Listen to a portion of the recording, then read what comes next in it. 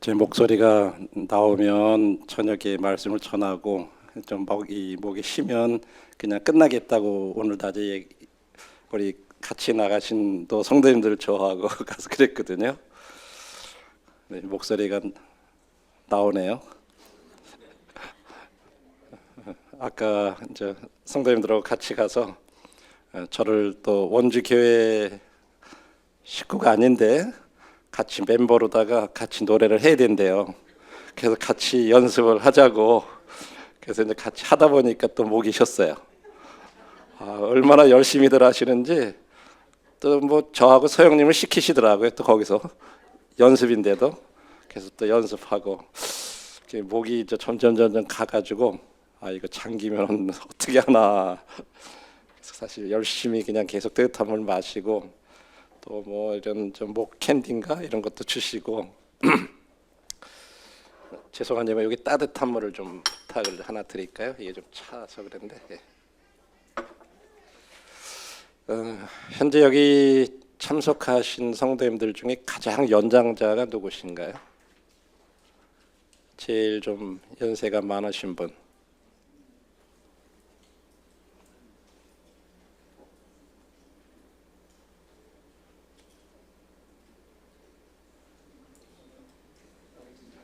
그러면 여 옆에 저 자매님 두 번째 앉으신 자매님, 예, 자매님 뭐 연세가 혹시 어떻게 되시는지 모르겠네요. 올해? 예? 72. 뭐 더 이렇게 더 되신 분 계세요? 혹시 저 형제님들 중에?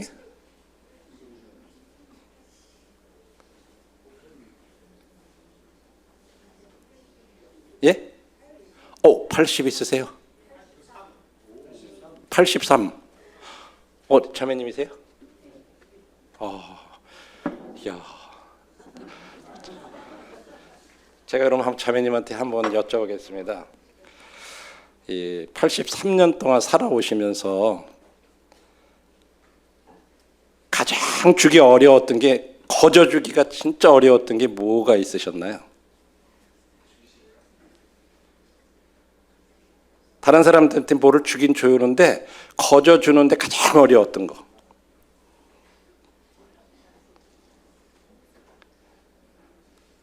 예? 우리 모치님 잘 모르겠어요. 뭔가 거저 주긴 줘야 되는데 진짜 주기 어려운 거.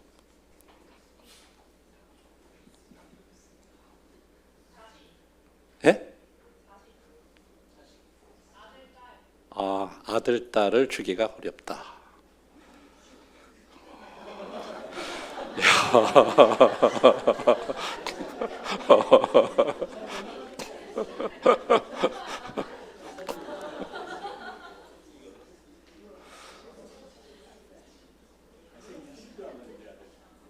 경험에서 나온 거예요?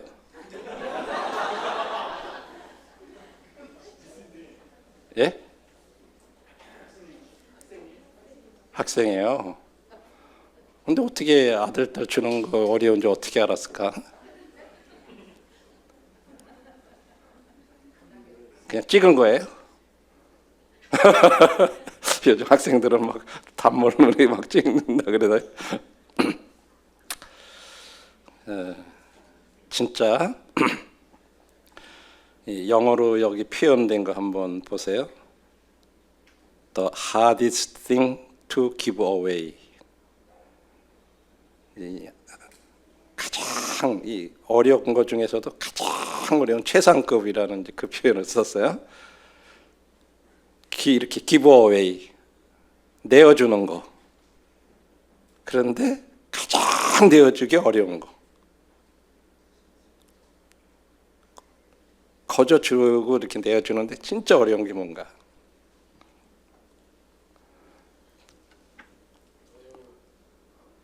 뭐예요? 예.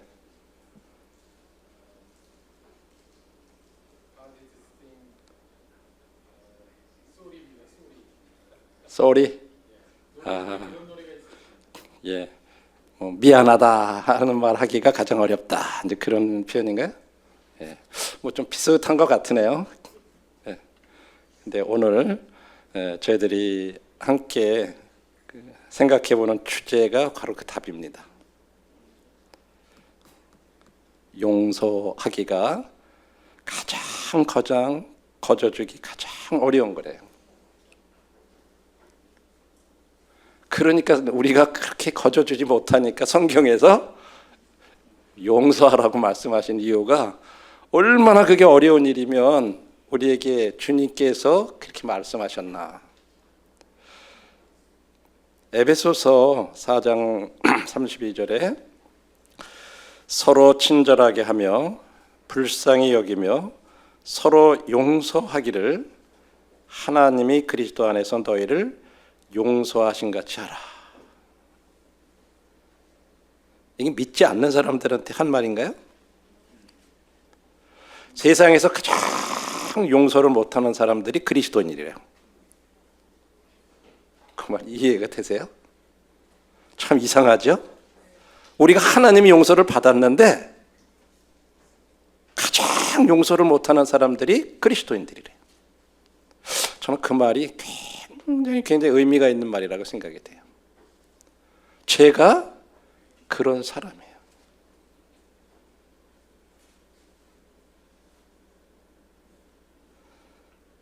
원래 이 용서하다라는 말을 한번 찾아보니까요, 우리 빚 같은 거 이렇게 진 사람 있을 때 그 빚 변제해 주는 거 탕감해 준다 그러잖아요. 그 단어하고도 똑같은 단어예요. 빚진 거 있는데 그냥 탕감해 주는 거. 또 친절이나 호의를 베푸는 거, 거저준다. 이런 원어상에 그런 의미가 있는데 원어에 이제 두 가지가 사용이 되고 있어요. 두 번째 단어는 어떤 채무나 구속 상태로부터 자유롭게 해준다 하는 그런 의미도 있어요. 그래서 우리 성경에는 뭐 용서하다라고도 번역이 돼 있고 탕감하다고도 번역해 있고 여러 걸로 돼 있지만은 대표적인 예가 이제 여기 마태복음 18장 21절에 보면 베드로가 나와 이르되 주여 형제가 내게 죄를 범하면 몇 번이나 용서하여 주리이까? 7번까지리이까? 라고 이렇게 물어봤죠.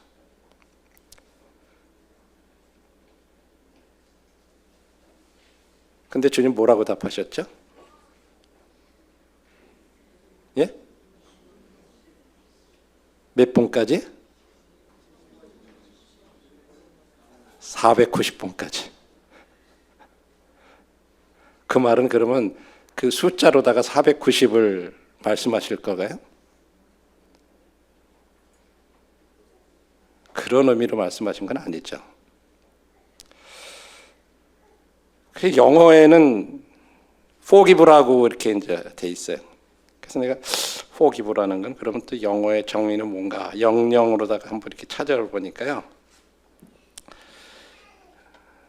만일에 당신이 무엇인가 또 나쁘거나 잘못된 일을 한 누구를 용서한다. 그럴 때 그 말은 어떤 의미냐 하면 그들에게 화내는 것을 멈추고 더 이상 그들을 벌하기를 원치 않는 것, 이렇게 정의가 돼 있어요. forgive라는 단어가. 그러니까 그냥 용서할게 해놓고는 계속해서 화를 내고 막 이렇게 하는 거, 그런 거 용서하는 게 아니에요. 또 계속해서 마음 가운데 말은 용서해놓고 너 한번 나한테 그렇게 했으니까 너도 한번 그런 거 당해봐. 속으로 계속해서 그런 마음을 품고 있으면 그런 건 용서하는 게 아니라는 거예요. 이 영어의 정의로 따질 때. 그래서 용서의 특징은 어떤 거냐면 가장 주기 어려운 거고 거저주기 가장 어려운 거고 우리들이 전혀 염두에 두지 않는 게 용서래요. 그런데 용서는 받을 자격이 없는 자들에게 주어지는 거래요. 이게 이제 하나님과의 우리들의 관계를 생각해 볼 때, 하나님이 나를 용서해 주셨을 때 내가 받을 자격이 있었으면 용서받을 수 없어요. 내가 받을 자격이 없기 때문에 용서받은 거예요. 이상한 말 같죠? 우리는 용서받을 조건이 되고 자격이 갖추어야 용서받는다, 용서해 준다고 생각하잖아요. 근데 용서의 특징은 전혀 받을 자격이 없는 자에게 주어지는 거래요. 그래서 저와 여러분들이 하나님 앞에 용서를 받은 거예요. 자격이 없기 때문에. 그런데 우리가 다른 사람들을 용서해 줄 때는 어떻게 생각해요? 그 사람이 어떻게 해야 내가 그런 자격이 있어야 용서해 준다고, 이런 생각을 하니까 어려운 거예요. 용서를 못 해주는 거예요. 우리는 상대방이 나한테 적어도 자기가 한 말에 대해서 이렇게 미안하다고 한다든지 뭐라고 해야 난 용서해 줄 수 있다. 우리는 그런 생각이 누구든지 있어요. 그러니까 용서가 안 되는 거예요. 근데 용서의 특징 자체가 받을 자격이 없는 자에게 주어지는 거예요. 그런데 반대로 가장 주기 어려운 게 또 용서라는 거예요. 그리고 또 한 가지 특징은 그 상대들이 나한테 준 고통, 그게 너무나 현실적일 때, 그래 맞아 용서해 줘야 된다 그런 거 알면서도 그런 것들이 우리의 감정하고 배치가 된다는 거예요. 이론적으로는 그래 아무리 그래도 용서해 줘야지라고 하는데, 너무 고통이 크면 이 감정적으로는 그게 안 받아진다는 거예요. 그렇게 배치가 된다는 거죠. 그래서 내가 누구한테 그래 용서해 라는 그런 용서한다는 말을 하기 위해서는 당신이 할 수 있는 모든 것이 필요하다는 거죠. 진짜 막 내가 온 마음을 다해야 할 수 있는 게 용서라는 거예요. 이게 용서의 특징이에요.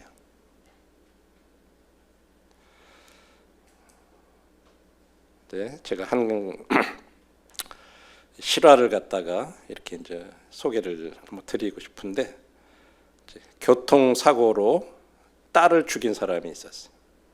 엄마의 이름은, 이게 이제 미국에서 2002년도에 미국에 이제 플로리다라고 하는 이제 플로리다 주가 있는데, 거기에 있는 어느 학교에서 일어난 일이에요.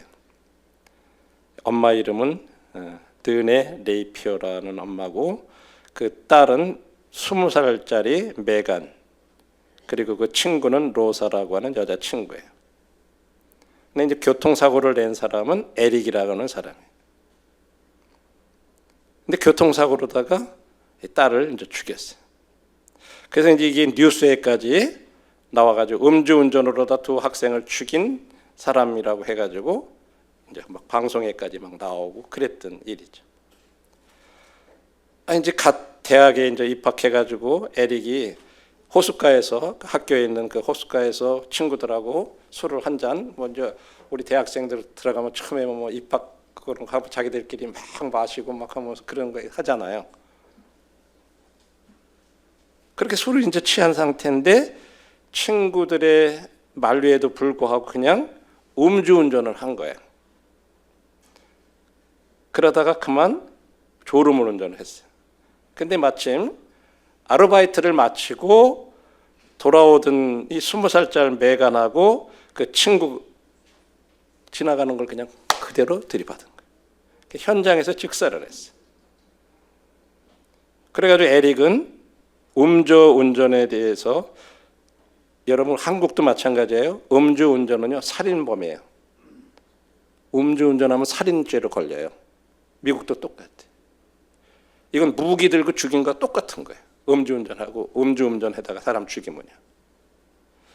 그래서 체포가 돼서 법정에서 재판을 받고 22년이라는 중형을 받아요. 여러분 이제 갓 대학교 들어간 친구가 22년 동안 감옥에 가서 이제 살아야 되는 그런 처지가 되는 거예요. 이건 이제 실제적으로 있었던 사건이에요.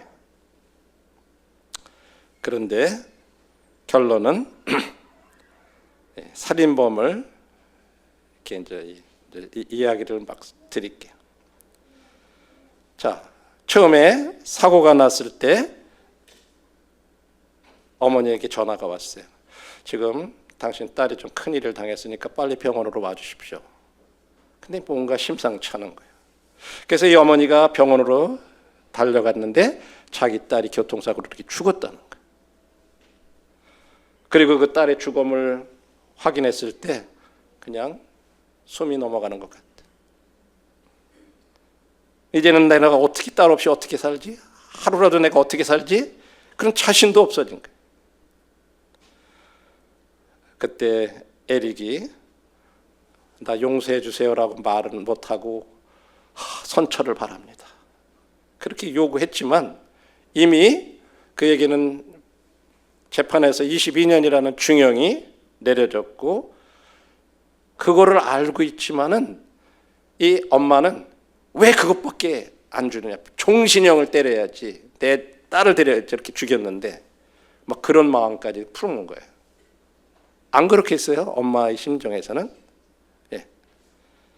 그래가지고 분노와 증오는 조금도 가라앉지 않았어요. 뭐 22년 가지고는 안 차는 거예요. 그냥 그녀가 원하는, 엄마가 원하는 거는 내 딸 살려내라는 거예요. 내 딸 다시 살아오는 거. 그것만 바라는 거예요, 그냥. 그런데 이제 시간이 이제 많이 흘러가면서 이 엄마는 딸이 이제 다시 절대로 다시 살아서 돌아올 수 없다는가. 이제 그런 것을 체감을 조금씩 시간이 흘러서 하고 있는데 편지 한 통이 집에 왔어요. 바로 그 자기 딸을 죽인 에릭으로부터 감옥에서 온 편지였어요. 그 편지 내용은 자신이 진짜 잘못했다. 진짜 사과드린다. 그런 내용이 핵심 내용이에요. 뭐 이런 거 저런 거 뭐 변명하고 뭐 그런 게 아니고 진짜 내가 잘못했다고. 그렇지만 아직까지도 그 엄마 마음이 그 편지 다 읽기 전에 그냥 찢은 거예요. 그러면서 더 이제 어느 정도 그냥 이렇게 조금 감정적으로 흐러지다 그거 밖으로 더 막 마음이 어려워진 거죠. 그래서 막 분노가 나고 막 눈물이 그냥 쏟아지고 그런 거죠.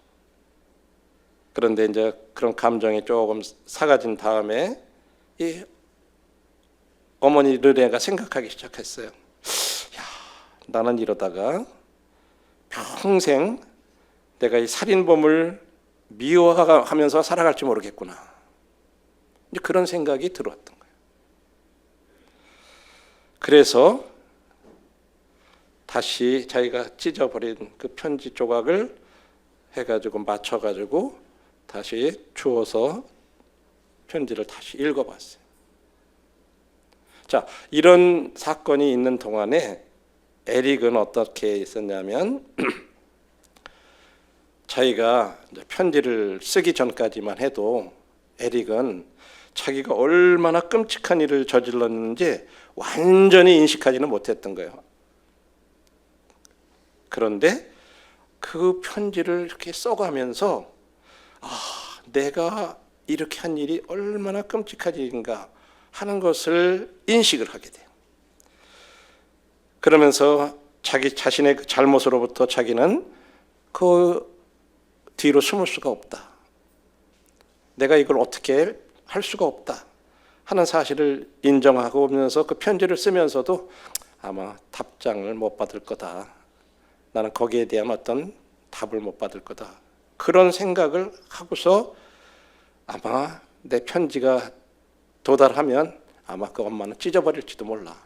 어떤 막 이런 생각 속에 있었던 거예요. 이게 이제 다 실제 그 있었던 거를 이제 이렇게 글로 써서 이렇게 나타난 그런 부분들이 이제 과정을. 그런데 아까 엄마가 그 편지를 이제 다시 주워 들고 감정을 삭히고 다시 읽은 다음에 보니까 이 학생이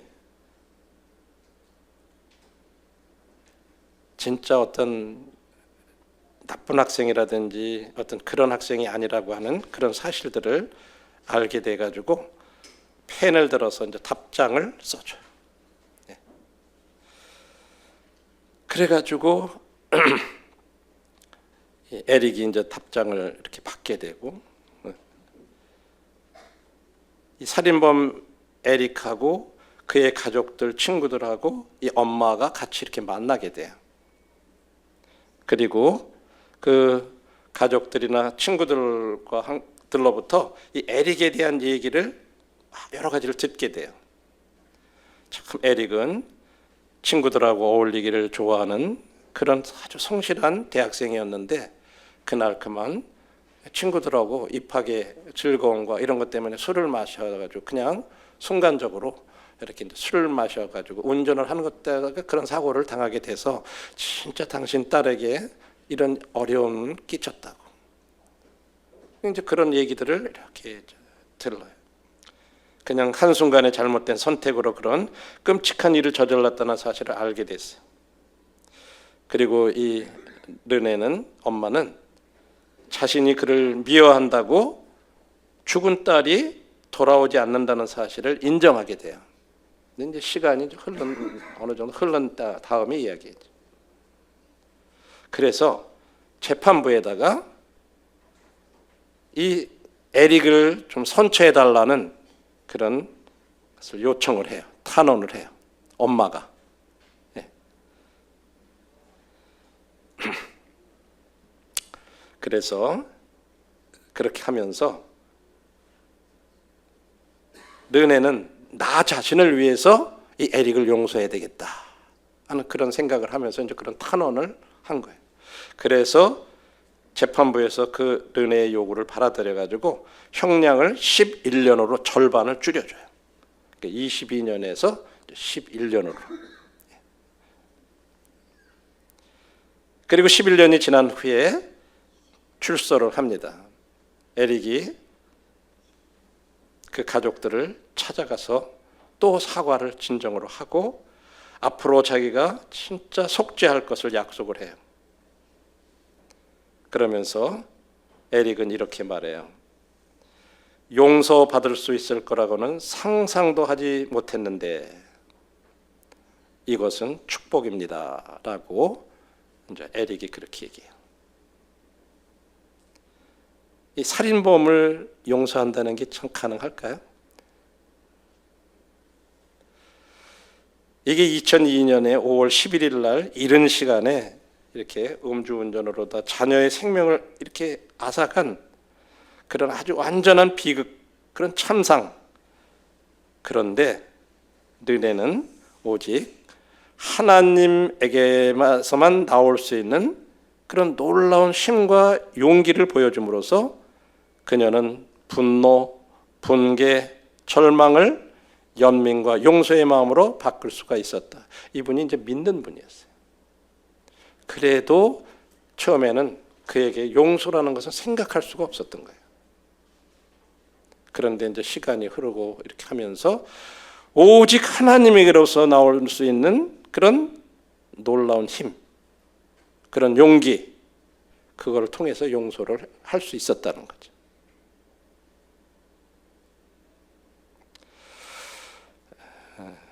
뭐 우리들 같은 경우는 뭐 르네처럼 그런 극한적인 그런 아픈 상황을 당하지 않을 수 있지만 우리도 대부분은 어느 정도 어떤 일에 대해서 진정한 용서하기가 어려움을 우리도 다 겪고 있어요. 그렇죠? 네. 특별히 우리들의 인생, 내 인생을 진짜 황폐하게 만든 그런 사람들을 용서하는 데는 참 어려워요. 내 인생을 망쳐버린 사람, 뭐 거기에는 여러 가지 예들을 들을 수가 있을 거예요. 그렇죠? 네. 또 그런데 그런 일 말고요. 그런 진짜 내 인생을 완전히 망쳐버린 사람 용서하는 건 어려운데 그런 거 말고요. 그냥 직장에서 동료들하고 어떤 마찰 같은 거, 학교에서 어떤 친구들하고 그런 갈등 같은 거, 또 집에서 배우자하고의 어떤 지속적으로 서로 간에 불화하고 불일치하고 그런 것들, 교회에서 성도들 간의 갈등, 이건 훨씬 더 단순한 문제들인데도 불구하고 우리가 진정한 용서를 하지 못해요. 그런 조그만 것, 그거에 비하면 그런 교통사고로 딸을 잃은 거라든지 뭐 이런 건 비교도 안 되는 이런 일들이잖아요. 우리들이 겪는 일들은. 그럼에도 불구하고 우리가 용서를 하지 못한다고 하는 거예요. 그런 가능성들이 있어요. 또 우리는 단순한 어떤 서로의 다툼 같은 거, 분쟁 같은 것만 있어도 금방 우리 그냥 평정심을 잃어버려요. 막 그냥 순간적으로, 그죠? 물론 사람에 따라 차이들은 있지만 그래요. 그리고 기꺼이 용서하려는 마음은 우리의 마음이 굳어지고 쓴뿌리가 내리기 시작하면요, 점점 더 어려워져요. 히브리서 12장 15절에 그렇게 말씀하고 있죠.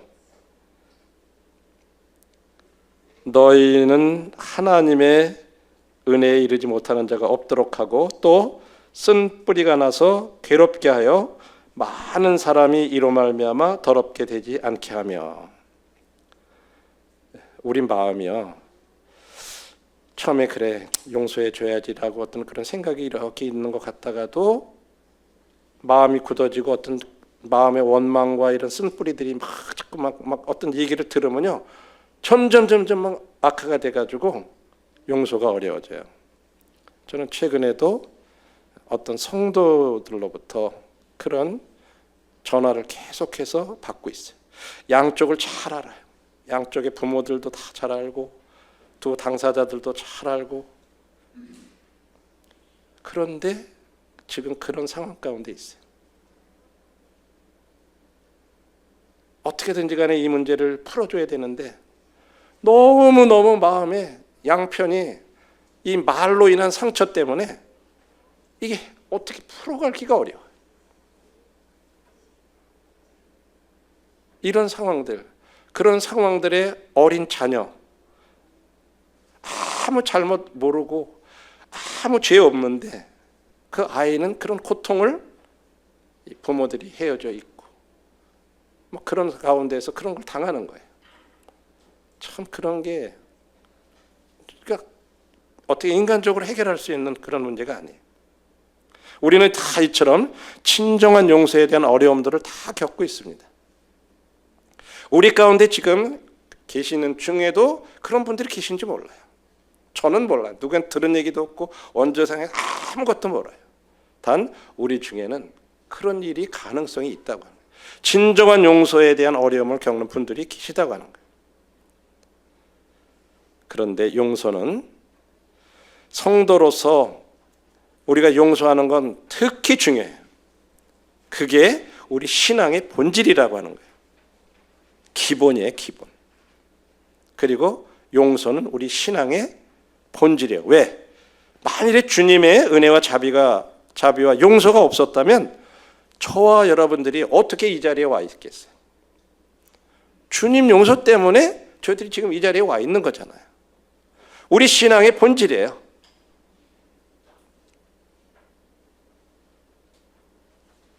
에베소서 1장 7절에서 그렇게 얘기했죠. 우리는 그리스도 안에서 그의 은혜의 풍성함을 따라 그의 피로 말미암아 속량 곧 제사함을 받았느니라.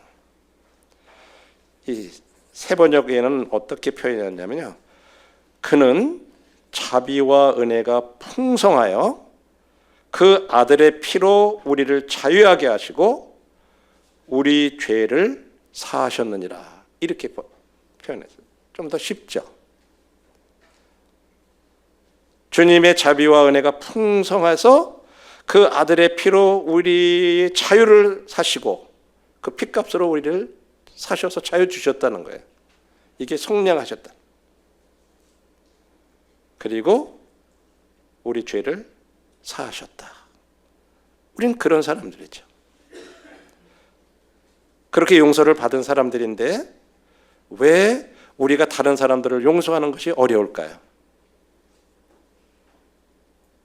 아까도 말씀드렸어요.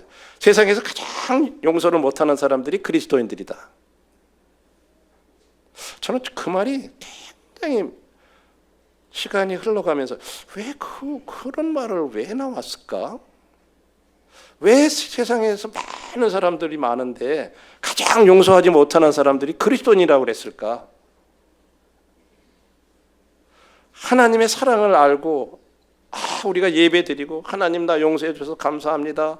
그러면서 나와서 예배는 드리고 나 용서받은 건 하나님 앞에 감사한데 다른 사람들은 용서를 하지 못하면서 그렇다면 그런 어려움을 용서하기 어려운 이유가 뭘까? 첫 번째는요, 내가 용서한다고 해서 상대방이 행동이 바뀔 거라는 보장이 없다. 그 후에도 내가 용서한 다음에도 계속 고통당할지도 몰라. 이런 두려움이 있어서 용서 못한다는 거예요. 내가 용서한다고 상대가 바뀔까? 안 바뀔 것 같아. 그럼 내가 계속 용서해 준다고 나만 그렇게 속상해. 그냥 저 상대는 알지도 못하고 계속 날 괴롭히면 어떻게 되지? 그런 두려움. 두 번째는요,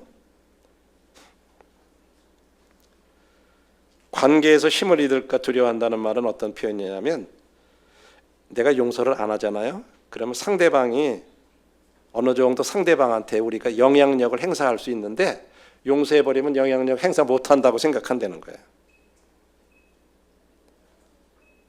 용서해버리면, 용서하기 전에는요, 뭐라 그러면 너 전에 나한테 이런 식으로 하면 상대방이 그렇잖아요. 근데 용서를 했다고 그래놓고 나서 또 뭘 못해요. 그렇죠? 영향력을 잃어버릴까 봐.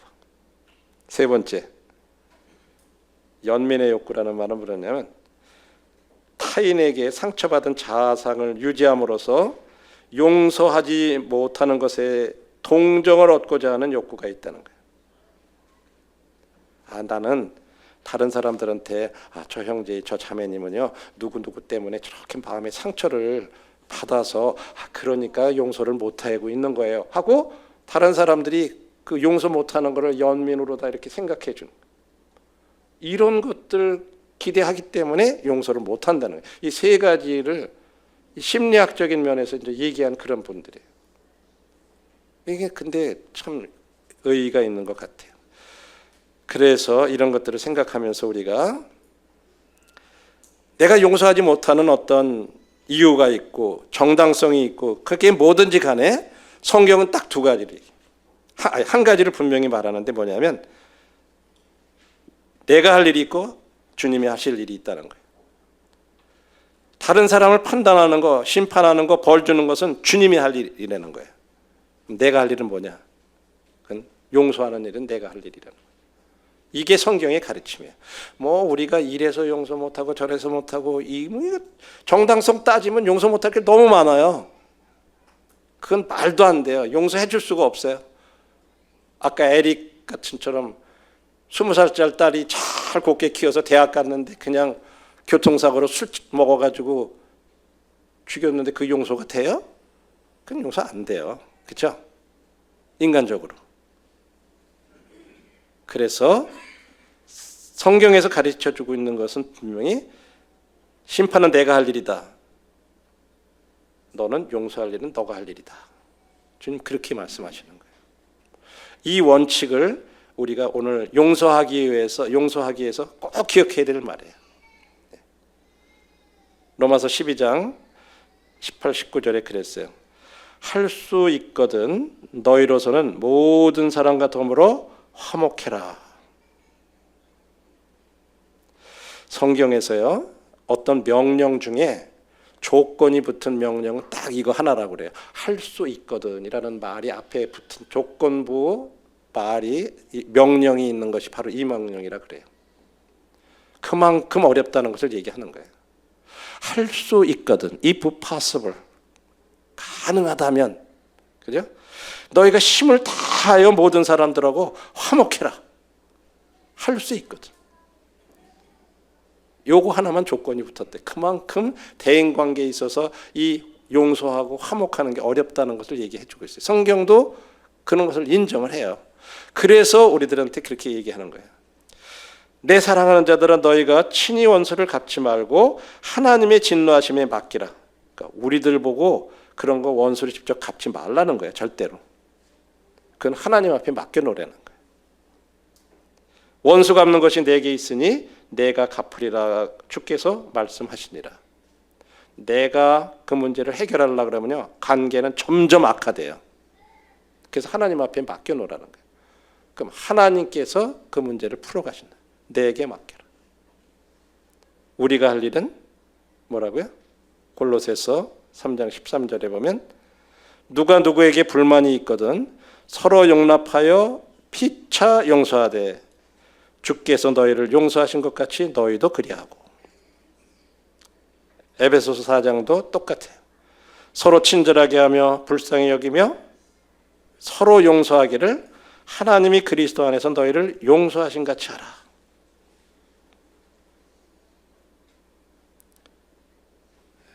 용서는 순종의 행동이라고 이렇게 얘기를 해요.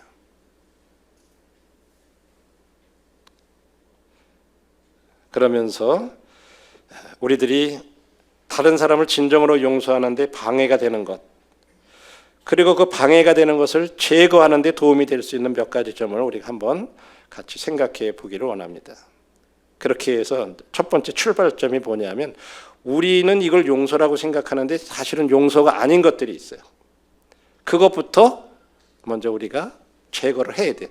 나는 이걸 용서라고 생각을 했는데 그게 용서가 아닌 거예요. 그런 것들이 우리들을 용서하는데 방해가 되는 거죠. 첫 번째, 너의 원래 행동 내가 그냥 묵인할게 라고 말하는 거, 말로다가 그래 뭐 너 그렇게 잘못한 거 내가 그냥 묵인할게 이렇게 말해주는 거, 그게 용서는 아니라는 거예요. 그 사람이 아무 잘못도 너 한 거 아니야 라고 그렇게 말하는 게 용서가 아니라는 거예요. 용서는 우리가 이 용서를 할 때 그 상황의 결과가 이제 하나님 손에 있음을 인정하는 것이 용서라 그래요. 이게 무슨 말일까요? 요셉이, 우리 요셉에 대한 얘기 첫날 배웠잖아요. 요셉이 그 형들에 대한 용서.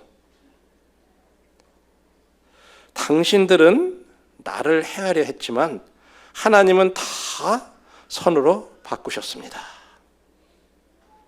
요셉이 자신을 노예로 팔아 넘긴 이루 말할 수 없는 그들의 형들의 행위에 대해서 용서를 하면서 한 말이에요. 그거 하나님이 허락하셔서 그렇게 한 거다.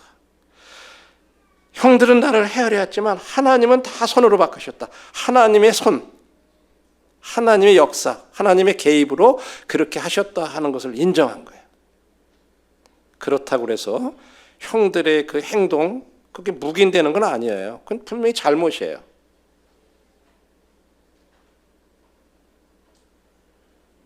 하나님의 손에 인정한 이런 그 용서하고 그 상황이 그렇게 자기를 팔고 막 그렇게 한 그런 상황, 그래서 적어도 어떻게 보면 17살서부터 30살까지면 한 13년이라고 하는 그 긴 세월, 그런 어려움을 당했잖아요.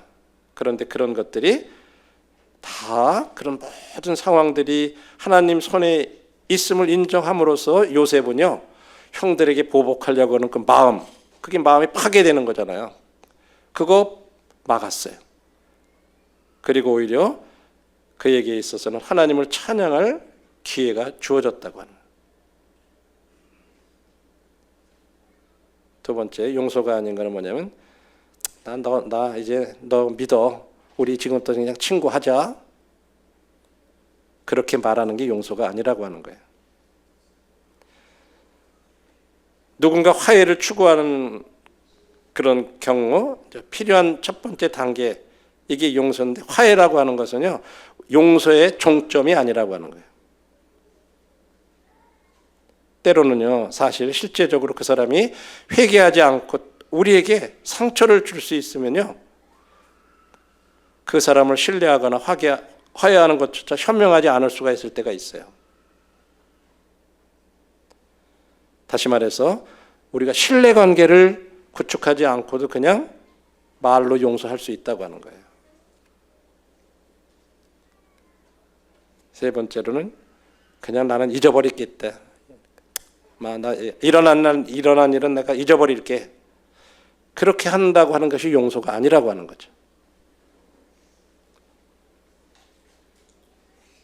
우리는 속으로다가 나는 그 사람이 나에게 한 일을 절대 잊지 않을 것이기 때문에 그 사람을 절대 용서할 수 없다고 그렇게 생각하는 거예요. 나는 이걸 도저히 내가 잊어버릴 수가 없어. 그러니까 나는 절대 용서를 못해. 이제 일어난 일을 잊겠다고 하는 말은 용서가 아니라고 하는 거예요. 우리는 다른 사람들이 우리에게 잘못한 일들이 있잖아요. 그런 것을 결코 잊지는 못할 수는 있어요. 그렇지만 그런 것 잘못을 기억하면서 그런 상황에서도 나는 그래서는 안 된다 하고 이렇게 하는 걸 타산지석이라고 그렇게 얘기해요. 내가 기억에서 그걸 사라지지가 않잖아요. 그런데 그것을 나쁘게 생각하고 보복하려고 생각하는 것이 아니라 내가 이 일로 인해서 내 마음에 이런 상처를 받은 것처럼 나도 다른 사람에게 이렇게 할 수도 있겠구나. 나는 그래서는 안 되겠구나. 이렇게 하려는 거예요. 그 기억이 없어질 수가 없잖아요.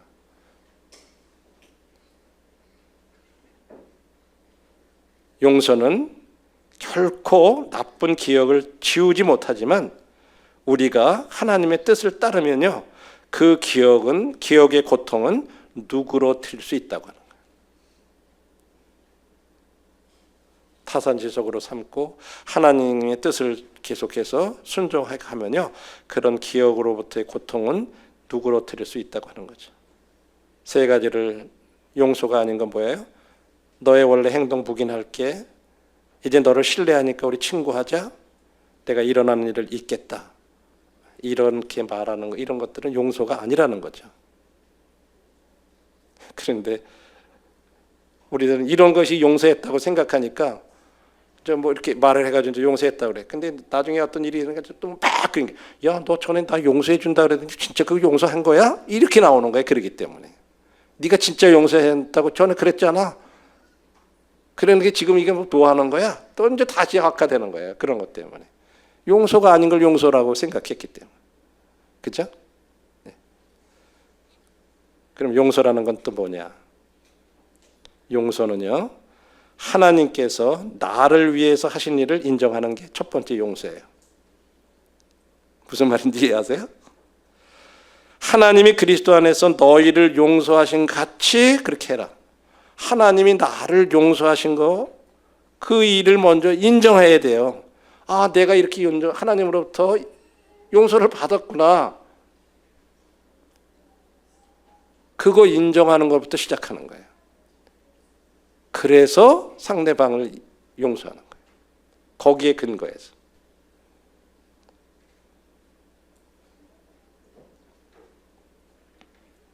우리를 향한 그 주님의 놀라운 긍휼과 용서를 진정으로 믿는다고 말을 해.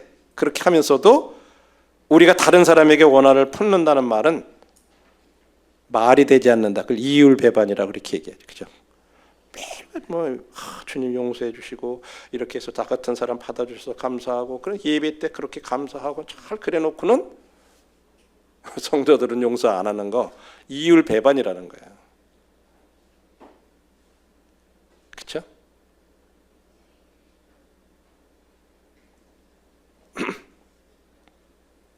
우리가 얼마나 많이 용서받았는지 이해할 수 없다면요, 용서한다는 것이 무엇을 의미하는지 결코 이해하지 못할 것이다. 내가 진짜 이 용서를 많이 받았다 하는 것을 이해하면 용서한다는 것이 무슨 말인지 우리가 이해한다는 거예요. 그렇지 못하면 반대해라. 우리가 하나님께 받은 놀라운 은혜를 생각하면 할수록 우리는 기꺼이 다른 사람들에게 더 많은 은혜를 베풀어야 된다고 하는 거죠. 그러면서 이제 용서란 게 뭐냐? 첫 번째 용서는 복수의 욕망을 포기하는 것이다. 이렇게 돼. 내가 복수해야 되겠다. 갚아줘야 되겠다. 너가 나를 그렇게 괴롭힌 것만큼 너도 고통을 좀 당해봐. 라고 생각한 것이 있었다면 그걸 포기하는 게 용서하는 거예요. 일단 그렇게 돼요. 친히 원수를 갚지 않는 것. 로마서 12장 19절에 그래요. 내 사랑하는 자들은 너희가 친히 원수를 갚지 말고 하나님의 진노하심에 맡기라. 기록되었을 때 원수 갚는 것이 내게 있으니 내가 갚으리라. 내가 직접 이 문제에 대해서 내가 상대한테 이렇게 어떻게 해야 되겠다. 친히 그걸 갚아야 되겠다 하는 거 포기하는 거예요. 그리고 하나님 앞에 맡겨드려야 된다는 거예요.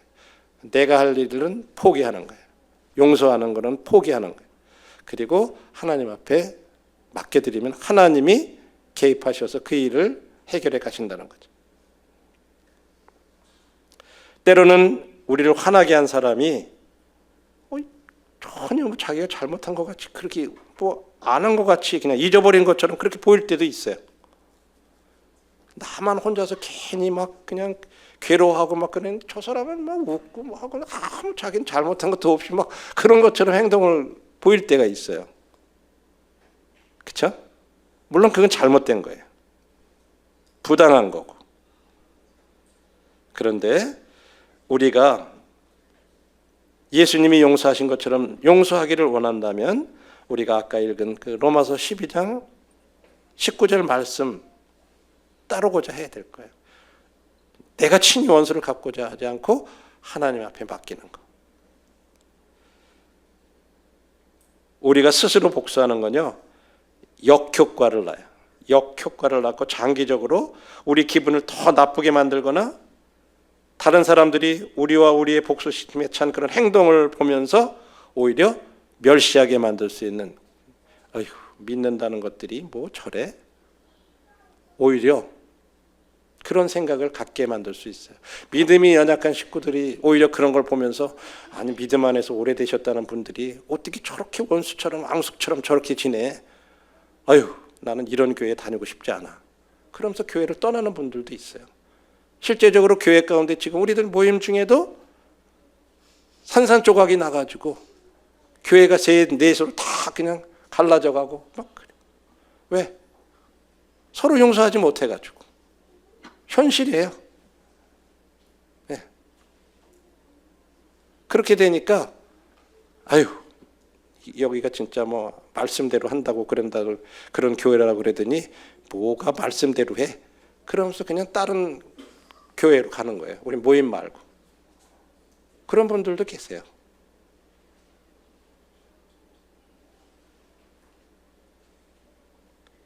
그래서 우리들이 누가복음 23장 34절에 보면 예수님이 십자가에 못 박히실 때 어떻게 됐어요?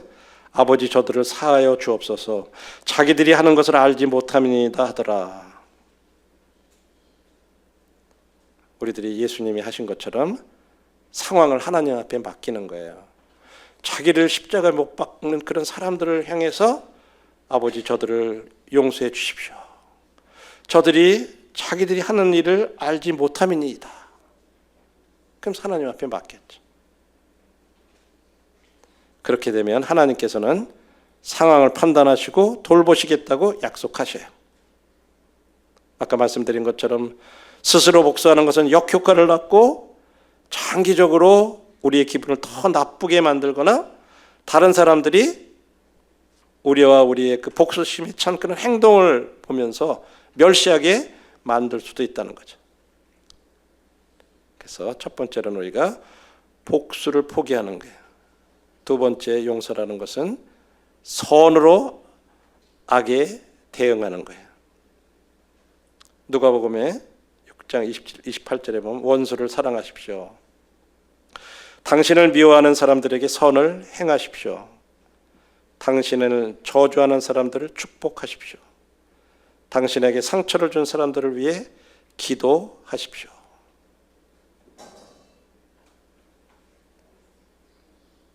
선을 행하고 기도를 하라고요? 어떻게 그 사람에게 내가 선을 행해요? 어떻게 그 사람을 위해서 기도해요? 때로는 우리가 감당할 수 없는 것처럼 보일 수 있습니다. 우리 르네 실화, 네이피어의 실화 기억하시잖아요. 그렇죠? 이건 진짜 놀라운 예예요.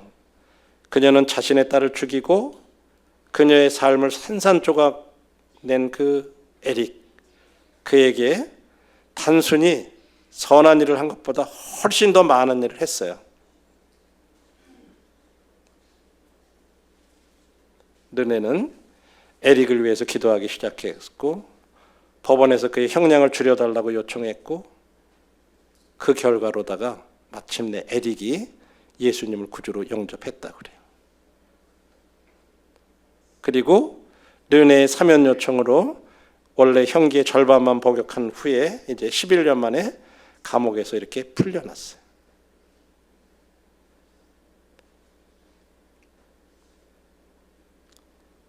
지금 에릭은 자유인이 됐어요.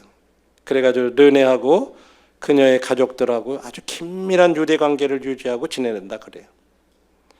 그리고 르네는 에릭에 대해서 내 자식 아들 같다, 아들처럼 느껴진다고 이렇게 얘기해요. 이게 가능한 일인가요?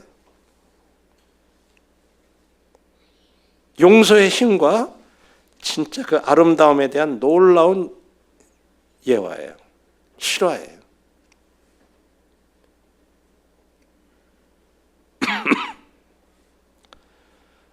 용서란 뭐냐?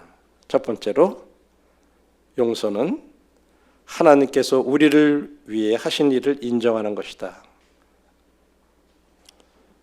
하나님이 나 같은 사람을 용서해 주셨구나 하는 것을 진짜로 알 때 우리가 용서할 수 있는 거예요. 두 번째로 용서는 복수의 욕망을 포기하는 거다. 세 번째로 용서는 선으로 악에 대응하는 것이다. 이래서 용서가 거저주기 가장 어려운 거라고 그렇게 얘기하고 있어요. 이렇게 어려운 일이라고 말씀을 하는데 문제는 뭐예요? 용서하지 못하는 이유, 정당성 그런 걸 떠나서 성경은 한 가지 분명히 가르치는 게 주님이 할 일이 있고 우리가 할 일이 있는데 다른 사람들을 판단하고 심판하고 그런 것은 주님이 하실 일이구나. 내가 할 일은 용서하는 거구나. 그리고 주님 앞에 맡겨놓는 거예요.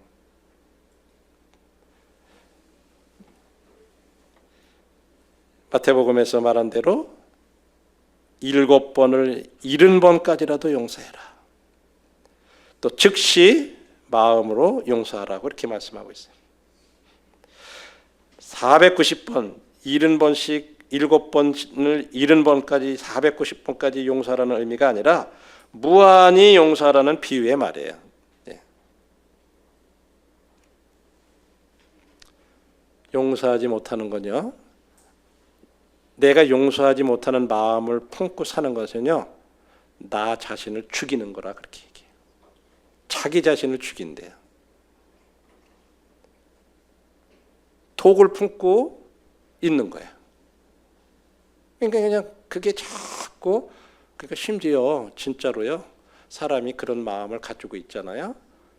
우리나라 병에는 화병이라고 그러잖아요. 그런 것들로 인해 가지고 내 건강을 해쳐요. 나를 위해서도 용서해 주라는 거예요. 자신을 위해서라도. 예. 그래서 오늘 이런 부분들을 생각하면서 이게 진짜 쉽지 않은 거저주기 가장 어려운 그런 건데 성도들 사이에조차도 이런 부분들이 해결되지 않고 있고 어려운 부분들이 있어서 이런 것으로 인해서 우리가 함께 하는데 많은 어려움들을 갖고 있어요. 그래서 다시 한번 하나님 앞에서 우리가 어떤 부분에 있어서 개인적으로든지 가정이든지 어떤 교회적으로든지 어떤 이런 문제들이 있을 때 다시 한번 우리가 기본으로 이거는 진짜 주님이 나를 용서하신 것 같이 용서해라. 이게 아주 기본적인 거예요. 그렇죠? 먼저 주님이 나를 용서하신 걸 생각해야 가능해요. 그리고 우리들은 진짜 기도해야 돼요. 이런 부분들에 대해서. 우리 힘으로는 안 돼요. 그렇잖아요? 그래서 주님의 도우심을 구해야 돼요.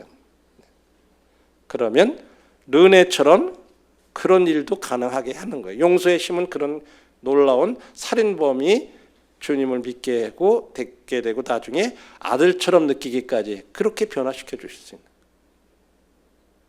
우리는 불가능하지만 하나님이 하시면 가능하다고 하는 거죠.